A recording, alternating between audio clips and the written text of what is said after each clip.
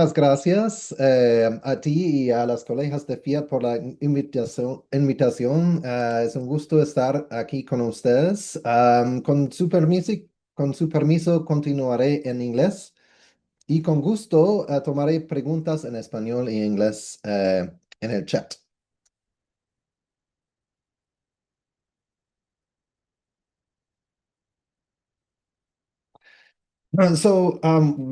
What I would like to open with is that today, reaching 100 years of age is actually becoming statistically plausible for a growing share of people that are already alive. So, probably plenty of us who are in this virtual room here today will get to that point. And so the question is no longer whether we will live longer. That's pretty much a certainty at this point. The question is how we'll remain relevant, resilient, and employable throughout those longer lives. And in a world where change is accelerating, our greatest asset is no longer what we know, it is our capacity to learn. And that's what I would like to talk to you all about today. A few things about Arizona State University first. Arizona State University is a global research university. It's a public research university. We are known for a university charter that focuses not on how many people we exclude, which unfortunately is still the case across education, but whom we include and how they succeed. We are known globally for our #1 rankings in innovation, ahead of our friends from MIT and Stanford for 11 years straight, actually now, in sustainability and also global impact. And we serve 181,000 students in person and online. And we serve about 1.2 million non-degree learners globally as well. And we do that across 157 countries. So we're very used to working and collaborating globally.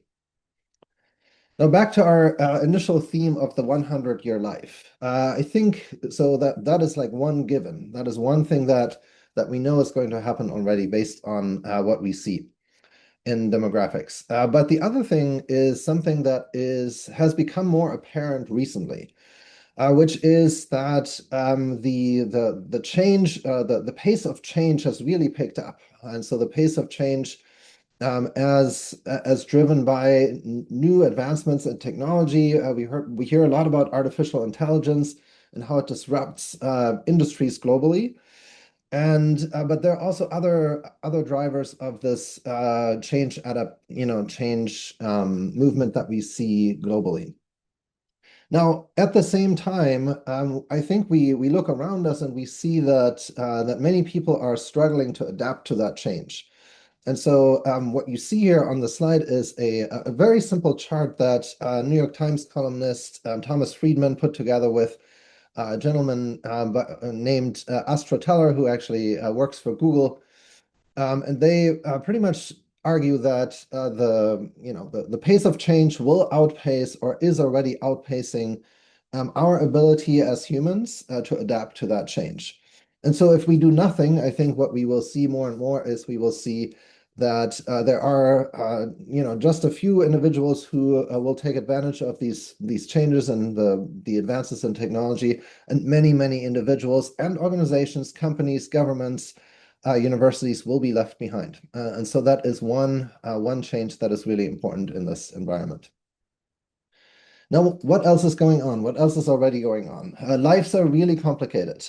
So in those 100 years of lives, every one of us, every one of the individuals that we see at work, our coworkers, they're going through a life transition. And statistically speaking, they're going through those transitions about roughly every year or so, a little bit more than a year.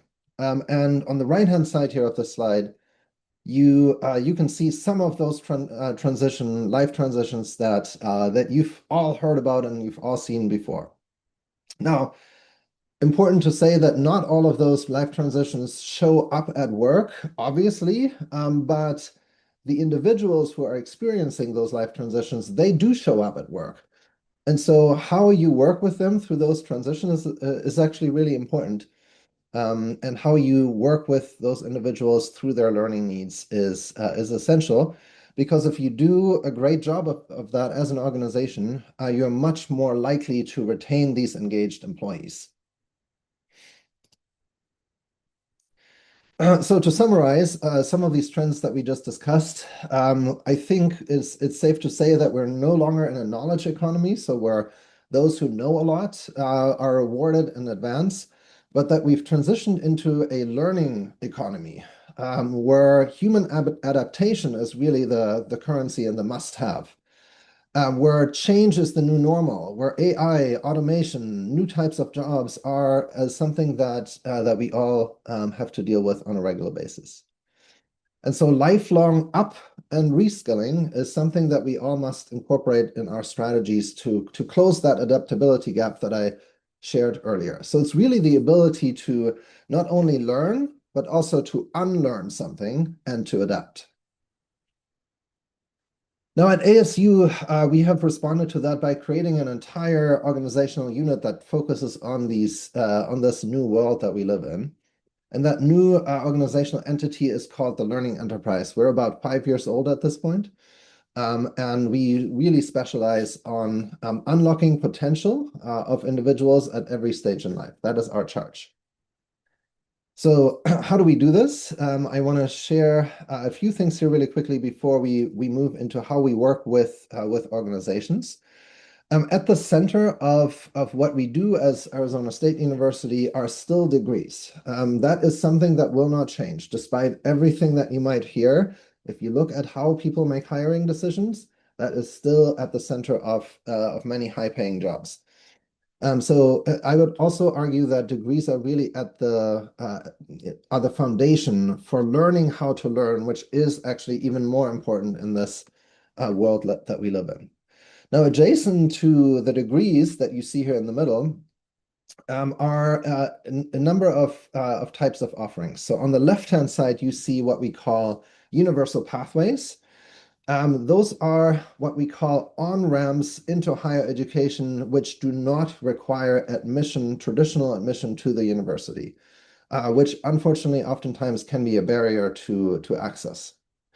So we let you essentially enroll in college level courses regardless of your educational background. And if you can show us that you can pass a certain number of college classes, we will actually admit you to the university based on that. So this is particularly interesting for working learners that are in frontline positions oftentimes, but it's also great as an employee benefit for families. So for example, my daughter is currently in one of those courses, and she can do that while she's in high school, and it's going to give her a leg up later on when it comes to getting admitted to a university. Then on the right-hand side, we see that we're focused on career and professional learning. So this includes early and mid-career upskilling and reskilling, so what I just talked about.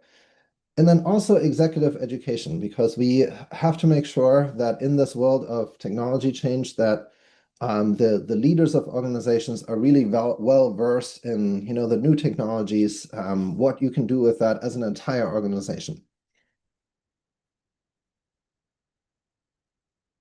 Now, if the central challenge of the next century, or this century that we live in and the next century, is human adaptability, then we need to think beyond educational institutions alone. Universities have a role to play, but organizations, employers do as well. So the ecosystem that I just showed on the previous slide is how we think about learning from the learner's perspective. But for us, architecting the future of work means aligning learning, workforce needs, career opportunities into one single ecosystem. It means that it means that we connect learners to emerging opportunities, that we help organizations, employers build critical capabilities, and that we ensure that learning remains relevant as jobs and industries change rapidly.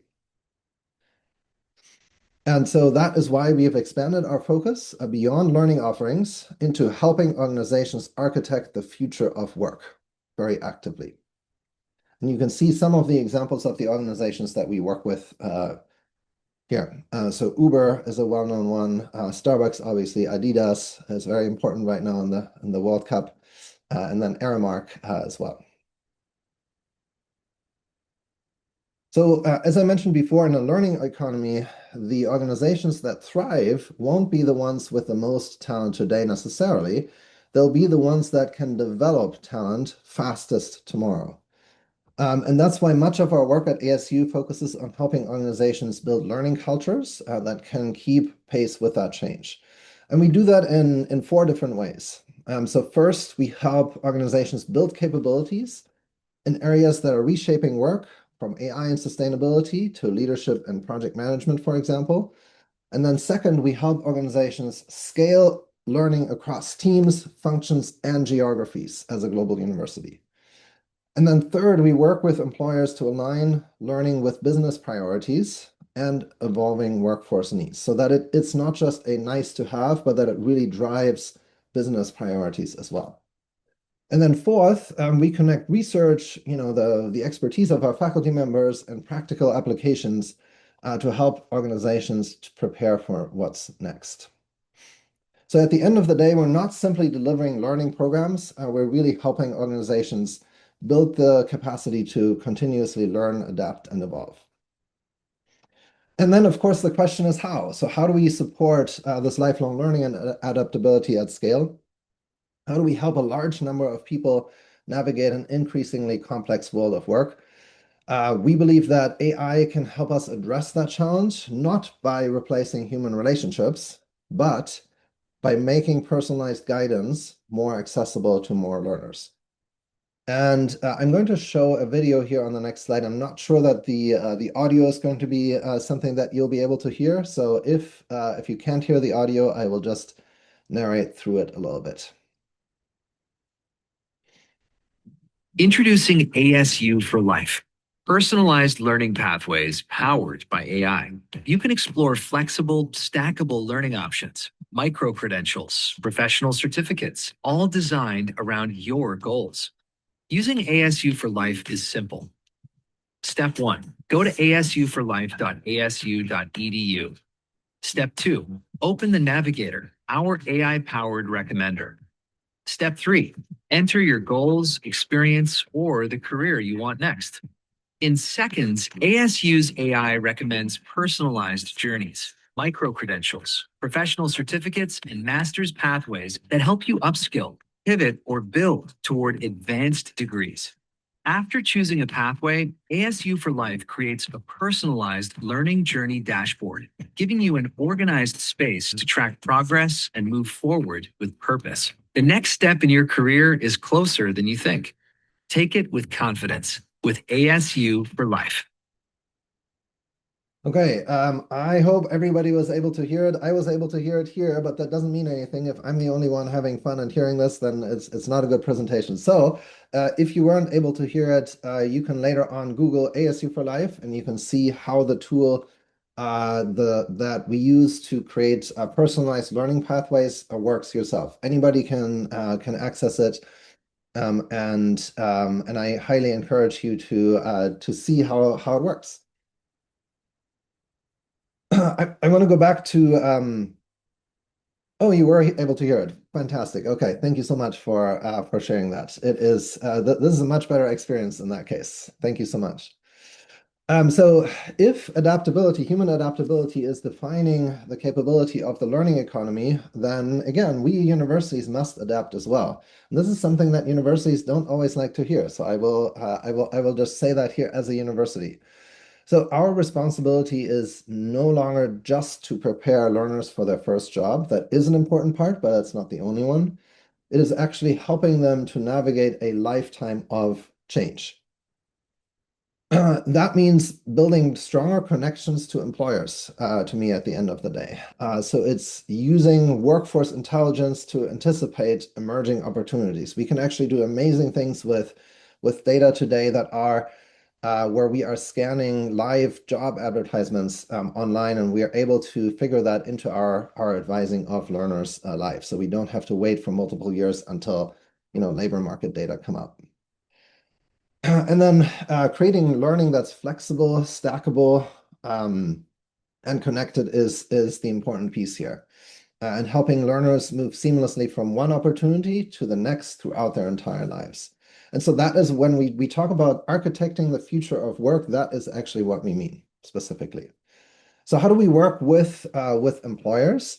So there are a couple obvious steps in here, right? That I think many learning providers do, but I just want to highlight a few of those and also then highlight one piece in particular that's different. So obviously we will sit down with employer partners and we will listen first. That is really, really important. We must understand what the business objectives are of the organizations, and we must understand who the learners are that the company is working with. And we're always starting from the point of outcomes. So what are the outcomes that we want to reach together? And we will then also look at gaps, challenges for the organization, ways in which we can, for example, create more engaged employees, how to make sure that your strongest performers choose to work for you, choose to continue to work for you.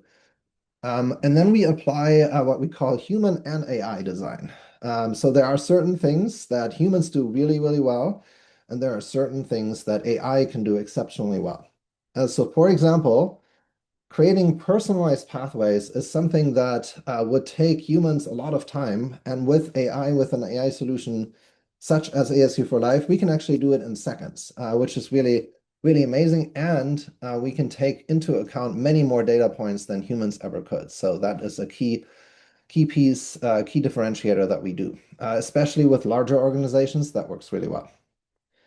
And then, of course, we work hand in hand through the delivery and support as well. And we are very, very data driven, as you can imagine, with a solution like this. So we share data openly with the company, and we sit down on a regular basis. We do business check-ins essentially to make sure that we reach our goals and that we're on track. So I'm going to close with a key challenge I think that we're all going to face, and that our children and our children's children will face. So I think the challenge to solve for the next, I just said the next 200 years, but maybe it's longer, I don't know, is human adaptability. That's a challenge that is global. That's a challenge that affects anyone at any age.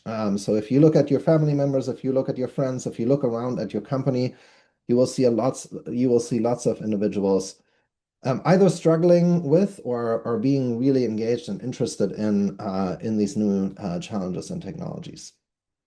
So the opportunity before us is to build learning ecosystems that help people to continue to grow, to contribute and thrive throughout increasingly long and dynamic lives.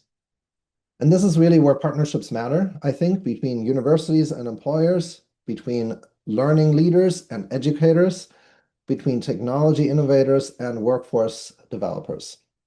And I really believe that the future belongs to organizations that can help people learn, adapt, and reinvent themselves continuously. That's the future that we're working toward at ASU. That's the future that I'm working toward. That's the future that I want my children to grow up in. And we have an opportunity to build that future together. So I want to thank you all very much for being a great and very engaged audience here in the chat as well today. And hope that you have a wonderful day and take lots of interesting learnings away from this conversation, but also the entire event. Thank you so much, Juliet.